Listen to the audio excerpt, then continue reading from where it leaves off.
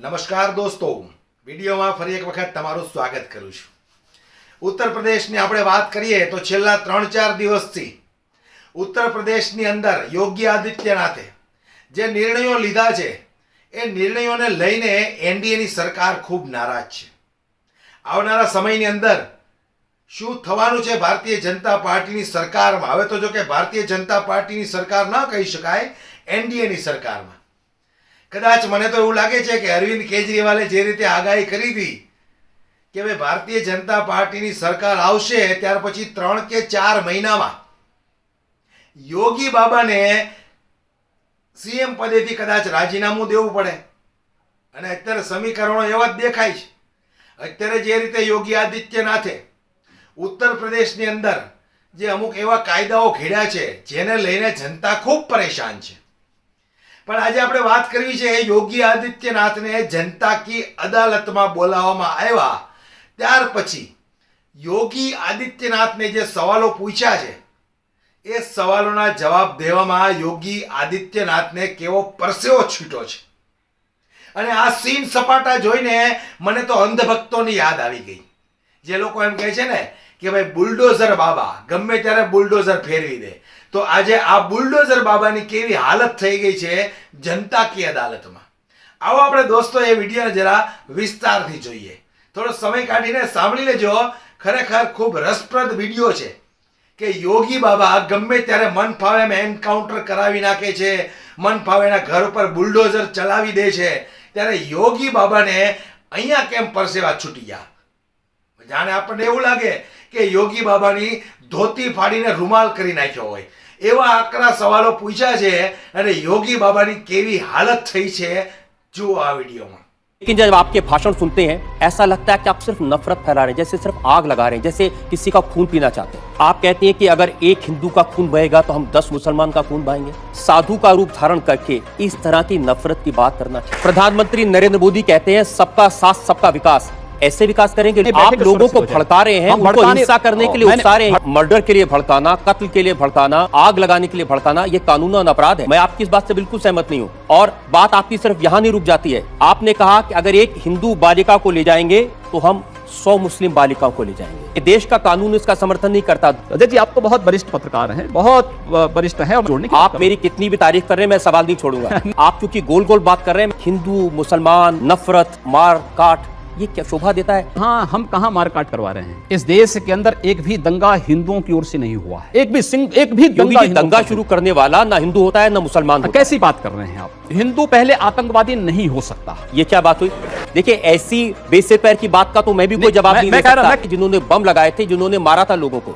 प्रज्ञा स्वामी असीमानंद ये हिंदू नहीं है या आतंकवादी नहीं है? क्या तरीका है? ये क्या तरीका है? क्या इस देश का हिंदू यहाँ पर झक मारेगा? क्या तरीका है? अच्छा, आप बताइए क्या तरीका है? अब आप सिर्फ हिंदुओं की भलाई करेंगे? मोदी जी कहते हैं सबका विकास सबका साथ. सबका साथ सबका विकास की आप कहते हैं एक मारोगे मैं 10 मारूंगा. क्योंकि जी मैं आपकी किसी भी बात से सहमत नहीं हूँ. लव जिहाद का सवाल उठाया है. हाँ, लव जिहाद के खिलाफ मैं पिछले 10 वर्षों से बोल रहा हूं. लव जिहाद बता दीजिए. देखिए, लव जिहाद इस देश के खिलाफ एक अंतर्राष्ट्रीय साजिश है.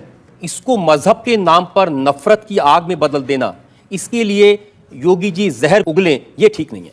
आप कह रहे हैं कि अगर मुसलमान लड़का हिंदू लड़की से शादी करे तो ये लव जिहाद है. आपकी पार्टी के 3 प्रवक्ता हैं. शाहनवाज हुसैन, उन्होंने हिंदू लड़की से शादी की है. मुख्तार अब्बास नकवी, उन्होंने हिंदू लड़की से शादी की है. MJ अकबर, उन्होंने हिंदू लड़की से शादी की है. तो बीजेपी के ये तीनों प्रवक्ता लव जिहादी हो गए? नहीं, देखिए, उन्होंने अपने परिवार को इस बात के लिए बाध्य नहीं किया कि तुम भी नमाज पढ़ो. एक पति अपनी पत्नी से क्या कहता है और पत्नी ये नहीं, मंदिर जाते हैं और दीपावली भी मनाते हैं. अब शाहरुख खान ने भी एक हिंदू लड़की से शादी की, आमिर खान ने भी एक हिंदू लड़की से शादी की. ये जिहादी थोड़ी हो गए? ये बताइए कि आपने कभी किसी से प्यार किया है? देखिए, मैं एक सन्यासी हूं. मैं इसलिए पूछ रहा हूं क्योंकि जब आपने इश्क नहीं किया, मोहब्बत नहीं की, तो आपको क्या मालूम जब कोई किसी को दिल देता है तो उसका बायोडाटा थोड़ी पहले पूछेगा. ऐसा नहीं. देखिए योगी जी, प्यार मोहब्बत की बात तो ठीक है, लेकिन जब आपके भाषण सुनते हैं ऐसा लगता है कि आप सिर्फ नफरत फैला रहे हैं, जैसे सिर्फ आग लगा रहे हैं, जैसे किसी का खून पीना चाहते हैं. मैं एक सन्यासी हूं. आप कहते हैं कि अगर एक हिंदू का खून बहेगा तो हम 10 मुसलमान का खून बहाएंगे. मुझे लगता है पूरा वक्तव्य सामने आएगा तो मुझे लगता है उस पर ज्यादा बेहतर तरीके से बोलूं। चलिए आपको मैं पूरा वक्तव्य सुना देता हूं। आपका ऐसी क्या बात है, गोरखपुर में कैसे आपके मुंह से मशीन गन से भी ज्यादा आग निकल रही है, ये आपको सुनवाते हैं। अगर एक हिंदू का खून बहेगा तो एक हिंदू के खून के बदले आने वाले समय में हम प्रशासन से एफआईआर दर्ज नहीं करवाएंगे, बल्कि कम से कम 10 ऐसे लोगों की हत्या अवश्य करवाएंगे जो लोग कतई अब बर्दाश्त की सीमाएं समाप्त हो चुकी हैं। मैन जी पूरे फ्लो में बोल रहे हैं आप। भगवा वस्त्र पहन के, हाँ। साधु का रूप धारण करके इस तरह की नफरत की बात करना ठीक है? देखिए, मैंने उस बात को कंडीशनल कहा है। अगर हमारे हाथ में एक हाथ में माला है तो दूसरे हाथ में हम भाला लेकर के भी चलते हैं। योगी जी, आप भारत की पार्लियामेंट के सदस्य हैं, आप उस सर्वोच्च व्यवस्था में हैं जो कानून बनाती है। आप लोगों से कह रहे हैं कि हम एफआईआर दर्ज नहीं करवाएंगे, अगर एक मारेगा तो हम 10 मारेंगे। आप गब्बर सिंह हैं कि हमने प्रशासन से इस बात को कहा, जहां पर प्रशासनिक व्यवस्था पूरी तरह फेल हो चुकी है, जहां पर वो किसी चीज को सुनने को तैयार नहीं है, बाकी इसके अलावा हमारे पास चारा क्या है? जनता को आप मूर्ख समझना बंद कर दीजिए।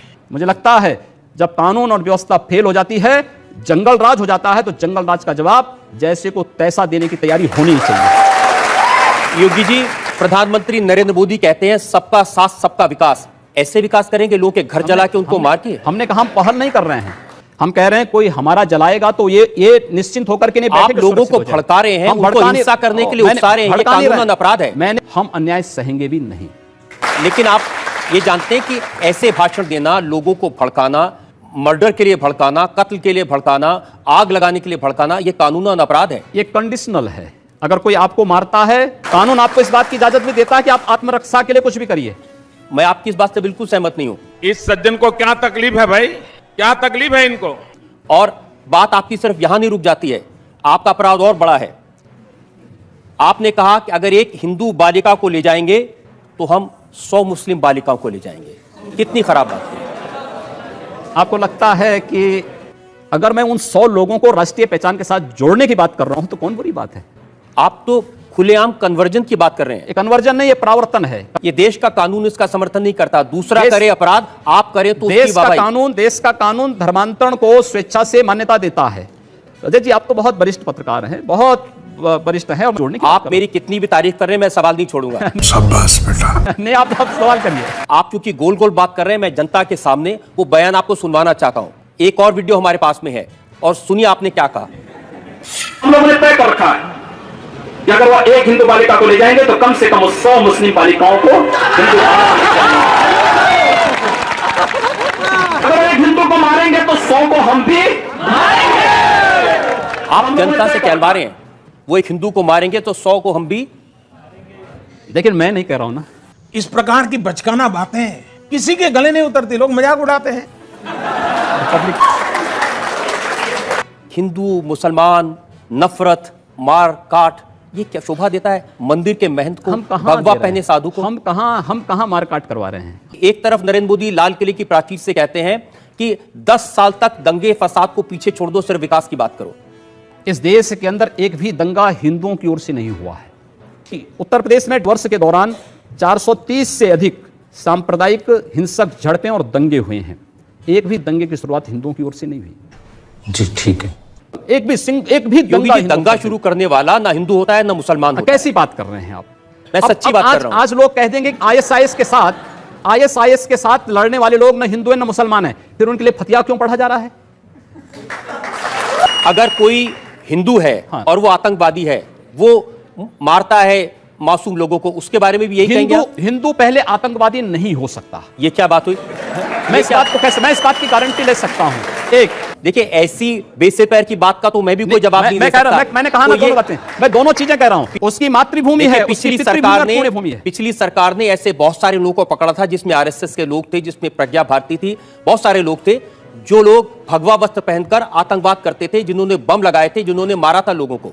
नहीं, आप मुझे बताइए कि देखिए, ये साध्वी प्रज्ञा, स्वामी एसीमानंद, ये हिंदू नहीं है या आतंकवादी नहीं है? मैं वही आ रहा हूं ना, मैं वही आ रहा हूं। ये क्या तरीका है? हमारे यहाँ ऐसा ही होता है। इस देश के अंदर वे लोग भी प्रधानमंत्री थे जो कहते थे कि इस देश के संसाधनों पर मुसलमानों का अधिकार है। क्या इस देश का हिंदू यहां पर झक मारेगा?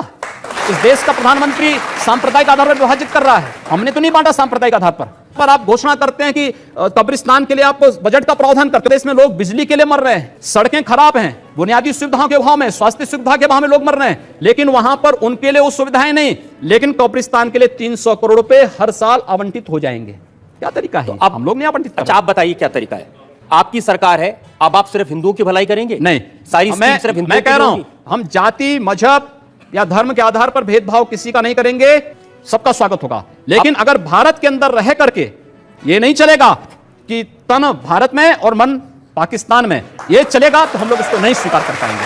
आप क्या अपने उन साथियों से सहमत हैं जो ये कहते हैं कि अब नरेंद्र मोदी प्रधानमंत्री बन गए हैं, उनका विरोध करने वालों की जगह पाकिस्तान में है?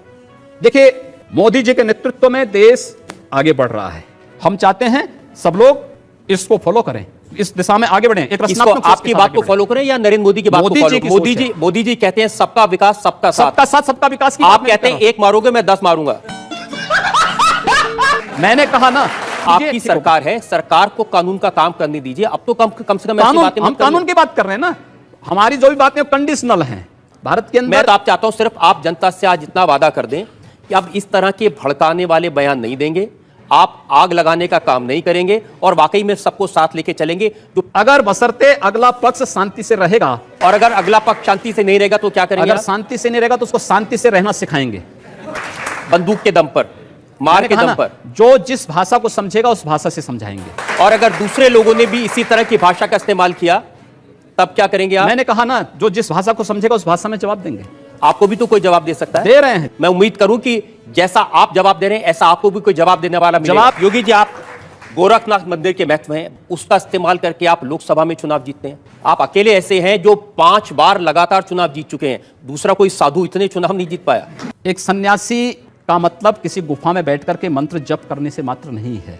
मुझे पता चला कि गोरखपुर में जो मियां बाजार है उसका नाम आप बदल के माया बाजार कर नया बाजार है, उर्दू बाजार का नाम हिंदी बाजार है, हुमायूंपुर का नाम हनुमानपुर है, ये सब नाम बदल दिए गए हैं।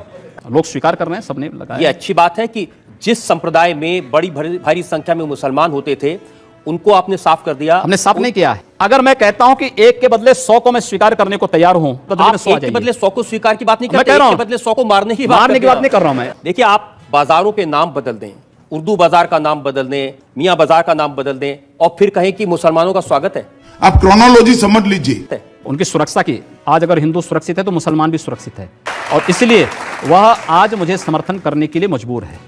अच्छा, समर्थन मजबूरी में देते हैं? नहीं, डर के? क्योंकि डर के नहीं, उसे मालूम है कि हमारी सुरक्षा केवल इनके साथ है। इसका दूसरा मतलब यह भी हो सकता है कि अगर हम इनके साथ नहीं हो तो हम सुरक्षित नहीं नहीं, ऐसा नहीं है।